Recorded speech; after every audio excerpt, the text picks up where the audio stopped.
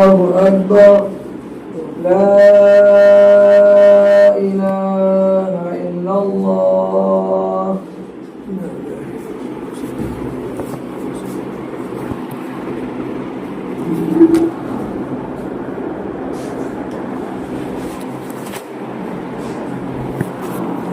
إن الحمد لله نحمده ونستعينه ونستغفره ونؤمن به ونتوكل عليه ونعوذ بالله من شرور أنفسنا ومن سيئات أعمالنا. من يهده الله فلا مضل له ومن يضلل فلا هادي له، وأشهد أن لا إله إلا الله وحده لا شريك له، وأشهد أن محمدا عبده ورسوله. يا أيها الذين آمنوا اتقوا الله حق تقاته ولا تموتن إلا وأنتم مسلمون. يا أيها الناس اتقوا ربكم الذي خلقكم من نفس واحدة وخلق منها زوجها وبث منهما رجالا كثيرا ونساء، واتقوا الله الذي تساءلون به والأرحام إن الله كان عليكم رقيبا. يا أيها الذين آمنوا اتقوا الله وقولوا قولا سديدا يصلح لكم أعمالكم ويغفر لكم ذنوبكم، ومن يطع الله ورسوله فقد فاز فوزا عظيما. أما بعد فإن خير الحديث كتاب الله، وخير الهدي هدي محمد صلى الله عليه وسلم، وشر الأمور محدثاتها، وكل محدثة بدعة، وكل بدعة ضلالة، وكل ضلالة في النار. فأعوذ بالله السميع العليم من الشيطان الرجيم. يا أيها الناس قد جاءتكم موعظة من ربكم وشفاء لما في الصدور وهدى ورحمة للمؤمنين. ومن قول النبي صلى الله عليه وسلم: إن الله يرفع بهذا الكتاب أقواما ويدع به آخرين. رب اشرح لي صدري ويسر لي أمري واحلل عقدة من لساني يفقهوا قولي. اللهم انفعني بما علمتني وعلمني ما ينفعني وزدني علما. اللهم رب زدني علما. اللهم رب زدنی علما. برادران اسلام، حاضرین جمعہ، تعریفات و توصیفات اللہ وحدہ لا شریک کے لیے لائق و زیبا ہیں. بعدہ درود و سلام نازل ہوں تمام انبیاء کرام پر، بالخصوص آخری نبی جناب محمد رسول اللہ صلی اللہ علیہ وسلم پر. اللہم صلی وسلم وبارک علیہ. برادران اسلام، حاضرین جمعہ، اللہ رب العالمین نے بنی نوع انسان کی ہدایت کے لیے کم و بیش 1,24,000 انبیاء کرام کو نازل فرمایا. ہمارے آخری نبی جناب محمد رسول اللہ صلی اللہ علیہ وسلم سے پہلے جس بھی نبی کو بھیجا، رسول کو بھیجا، تو خاص خطے کے لیے، ایک خاص مقرر جگہ کے لیے تھا. لیکن جب ہمارے نبی جناب محمد رسول اللہ صلی اللہ علیہ وسلم کو بھیجا تو وہ پچھلی امتوں کے لیے بھی نبی ہیں اور آنے والی جتنے بھی انسان ہیں ان تمام لوگوں کے لیے نبی بنا کر کے بھیجا گیا ہے. اللہ تعالیٰ نے ان کے بارے میں فرمایا: وَمَا أَرْسَلْنَاكَ إِلَّا رَحْمَةً لِلْعَالَمِينَ، کہ ہم نے آپ کو پورے عالمین کے لیے، یعنی پوری دنیا والوں کے لیے رحمت بنا کر کے بھیجا ہے. اسی نبی کے اوپر ایک ایسی کتاب کو نازل کیا گیا جو انسان کو سیدھا راستہ دکھلاتی ہے اور غلط راستے سے بچاتی ہے. جو کتاب انسان کو جنت کے راستے کی طرف لے جاتی ہے اور جنت کے اندر لے جا کر کے چھوڑتی ہے، اور جو اس سے روگردانی کرتا ہے وہ راہ راست سے بھٹک جاتا ہے۔ یہ کتاب ایک ایسی کتاب ہے، جب انسان کا دل پریشان ہوتا ہے، اس کا ذہن منتشر ہوتا ہے، پریشان حال ہوتا ہے، الگ الگ طریقے کی ٹینشن ہوتی ہے، جب وہ اس کتاب کی تلاوت کرتا ہے تو اس کے ذریعے سے اس کے دل و دماغ کے اندر سکون حاصل ہوتا ہے اور اطمینان ملتا ہے، کیونکہ اس کتاب کے اندر اللہ رب العالمین نے رحمت نازل فرمائی ہے۔ اس کتاب کی پڑھنے کی وجہ سے اللہ رب العالمین نے بندوں کے اوپر رحمت نازل فرماتا ہے، اور یہ کتاب ایسی کتاب ہے جس کے اندر اللہ رب العالمین نے شفا رکھی ہوئی ہے۔ انسان بیمار ہو، ان کے اوپر شفا کی نیت سے اس کتاب کی تلاوت کی جائے تو یقیناً اللہ رب العالمین اس کتاب کی تلاوت کے ذریعے سے اس بندے کو شفا کاملہ عاجل عطا فرماتا ہے۔ یہ کتاب کے اندر ایسی ایسی صورتیں ہیں جس کو پڑھنے کی وجہ سے انسانوں کا دشمن شیطان، جو انسانوں کو ہمیشہ ورگلانے کی کوشش کرتا ہے اور راہ راست سے بھٹکانے کی کوشش کرتا ہے، اس کتاب کے پڑھنے کی وجہ سے اللہ رب العالمین اتنی گھروں کے اندر برکت دیتا ہے کہ اس گھر سے شیطان بھی بھاگ جاتا ہے۔ جس نے صبح کے وقت تینوں کل کو پڑھ لیا یا آمن الرسول پڑھ لیا تو اللہ رب العالمین اس کو لیے شام تک اس کتاب کی ایک آیت دو آیت پڑھنے کی وجہ سے شام تک ان شیطان مردودوں سے اللہ رب العالمین بندے کی حفاظت فرماتا ہے۔ یہ کتاب جس کی فضیلت اگر دیکھی جائے تو بہت ساری فضائل ہیں۔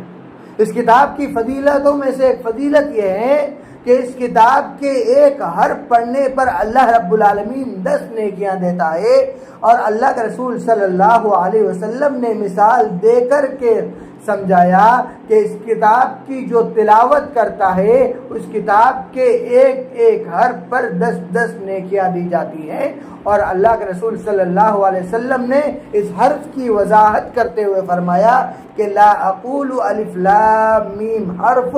میں یہ نہیں کہتا کہ الف لام میم یہ ایک حرف ہے، بلکہ ولکن الف حرف ولام حرف ومیم حرف،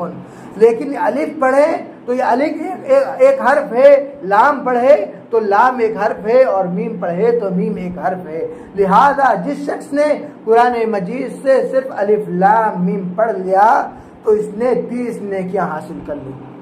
یہی قرآن مجید ایک ایسی کتاب ہے جو اس دنیا کے اندر سب سے زیادہ پڑھی جانے والی کتاب ہے۔ انسان 5 وقتہ نماز پڑھتا ہے تو ہر 5 وقتہ نماز کے اندر اس قرآن مجید کی تلاوت کرتا ہے، سورہ فاتحہ پڑھتا ہے اور اس کے ساتھ کسی دوسری سورت کو ملا کر کے پڑھتا ہے۔ لہذا یہ قرآن کریم ایسی کتاب ہے جو دنیا کے اندر سب سے زیادہ پڑھی جانے والی کتاب ہے۔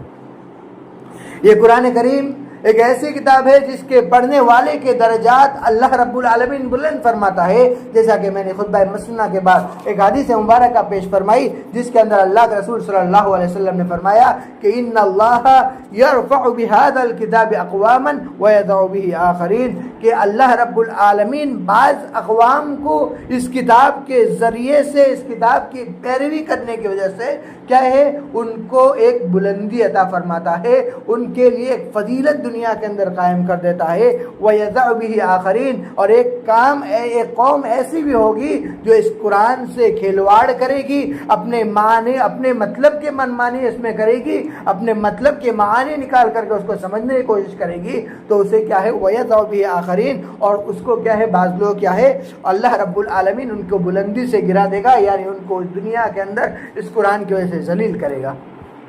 لہذا قرآن کریم کی عظمت اور فوائد کو ہم دیکھیں تو ہمیں چاہیے کہ ہم قرآن کریم کی تلاوت کرتے رہیں، کیونکہ اللہ کے رسول صلی اللہ علیہ وسلم نے قرآن کریم کی تلاوت کرنے والے کے لیے ایک بہترین مثال بیان فرمائی ہے، اور جو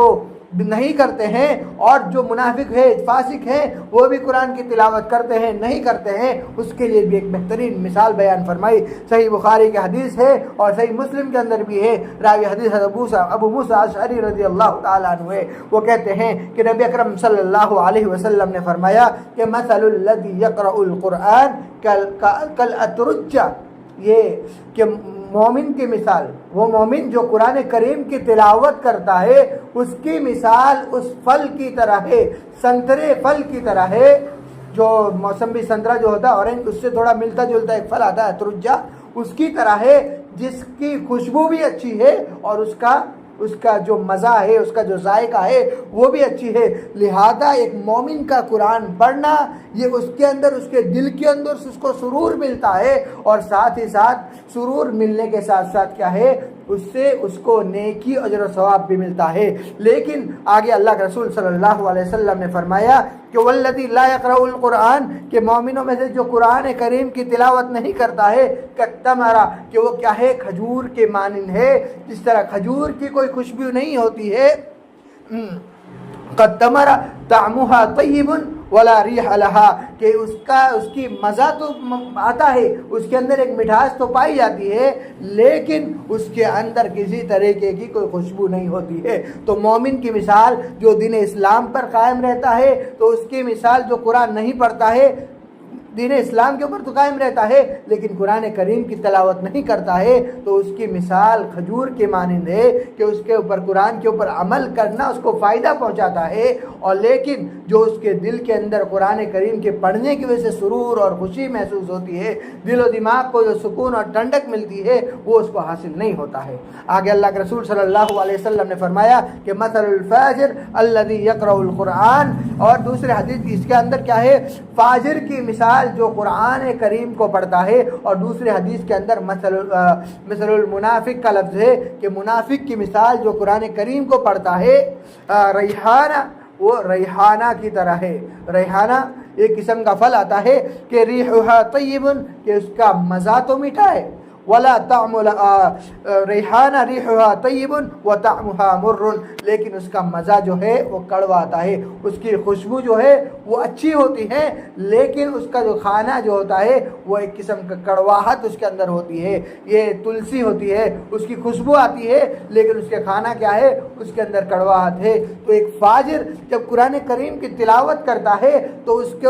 تلاوت کرنے کی وجہ سے اس کو جو دل کے اندر سرور تو حاصل ہوتا ہے، لیکن جو اس کے ایمان کے اندر اضافہ ہونا چاہیے وہ اس کے ایمان کے اندر اضافہ نہیں ہوتا ہے۔ اور اسی طریقے سے ومثل الفاجر الذی لا یقرأ القرآن کمثل الحنظلہ، کہ جو وہ فاجر یا منافق جو قرآن کریم کی تلاوت نہیں کرتا ہے وہ حنظلہ کے مانند ہے، ایک جنگلی پھل آتا ہے جو کڑوا بھی ہوتا ہے اور اس کی کوئی خوشبو بھی نہیں ہوتا، لہذا وہ نہ ہی قرآن کریم کی تاثیر کو پا سکتا ہے اور نہ ہی قرآن کریم کے ذریعے سے جو ایمان میں اضافہ ہوتا ہے وہ اس اضافے کو حاصل کر سکتا ہے۔ لہذا امام بخاری رحمہ اللہ علیہ نے اس حدیث کو بیان کرنے کے بعد اس سے یہ مسئلہ بھی ثابت کرنے کی کوشش کی ہے کہ مومن کے لیے مزیدار کھانا اور خوشبودار کھانا یہ جائز ہے، اگر اس کو حاصل ہو رہا ہے تو اس کے اندر اس کو ایسے کھانا چاہیے، یہ نہیں کرنا چاہیے کہ اس کے اندر زیادہ پانی ڈال کر کے یا زیادہ نمک ڈال کر کے اس کے مزے کو برباد کیا جائے، اس کی خوشبو کو برباد کیا جائے۔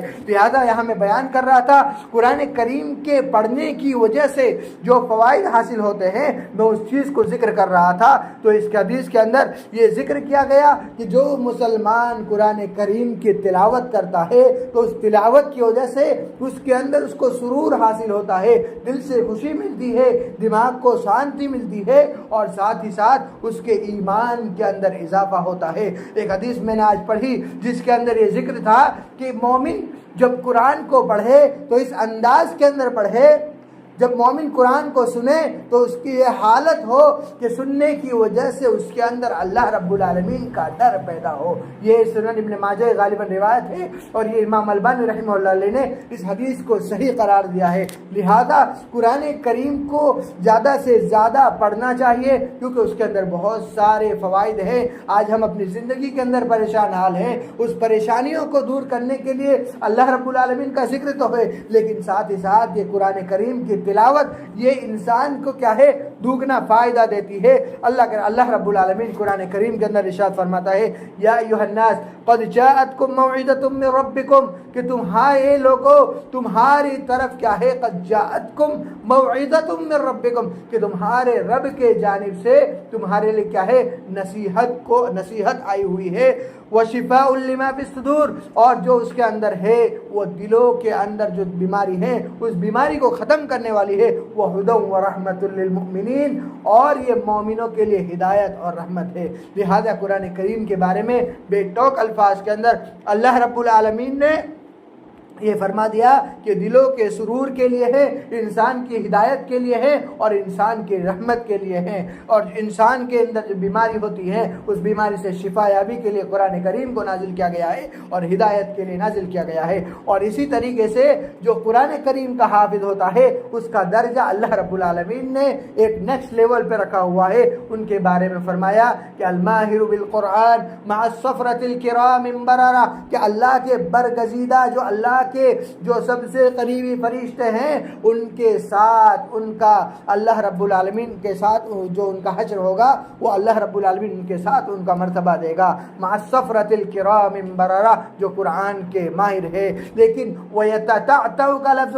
آتا ہے کہ جو قرآن کو اٹک کر پڑھتے ہیں، قرآن کو اچھے سے پڑھنا نہیں جانتا ہے، لہو اجران، تو ایسے شخص کے لیے دگنا اجر اللہ رب العالمین نے رکھا ہے۔ اس میں ایک اجر اس کی کوشش کرنے کے لیے ہے اور دوسرا اجر اللہ رب العالمین اس کی تلاوت کی وجہ سے اس کو دیتا ہے۔ لہذا ہم اور آپ پر لازم ہے کہ ہدایت والی قرآن، یہ ہدایت والی کتاب جسے قرآن کریم کہا جاتا ہے، جو انسان کے دلوں کو اور جسم کو سرور پہنچاتا ہے، جو بہت سے گناہوں کو انسان کو گناہوں سے بچاتا ہے، اور تکلیف والے ایام کے اندر انسان کو شانتی پہنچاتا ہے، اور گھروں کے اندر رحمت و برکت نازل ہوتی ہے، شیطانوں کو ہم سے دور کرتا ہے۔ لہذا اس قرآن کریم کی تلاوت ہمیں ہمہ وقت کرتے رہنا چاہیے، اور ہمیں گھروں کے اندر خاص طور پر اس قرآن کریم کی تلاوت کرتے رہنا چاہیے۔ اللہ رب العالمین سے دعا ہے کہ الہی تو ہمیں قرآن کریم کی زیادہ سے زیادہ تلاوت کرنے کی توفیق عطا فرمائے، آمین۔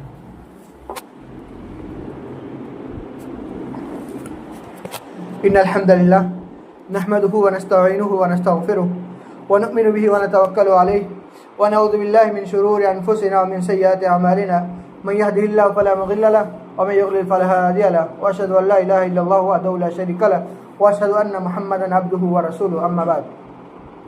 إن الله ملائكته يصلون على النبي يا أيها الذين آمنوا صلوا عليه وسلموا تسليما، اللهم صل على محمد وعلى آل محمد كما صليت على إبراهيم وعلى آل إبراهيم إنك حميد مجيد، اللهم بارك على محمد وعلى آل محمد كما باركت على إبراهيم وعلى آل إبراهيم إنك حميد مجيد۔ عباد الله رحمني ورحمكم الله، إن الله يأمر بالعدل والإحسان وإيتاء ذي القربى وينهى عن الفحشاء والمنكر والبغي يعظكم لعلكم تذكرون، اذكروا الله يذكركم وادعوه يستجب لكم، ولذكر الله تعالى أكبر، والله يعلم ما تصنعون، في الصلاة.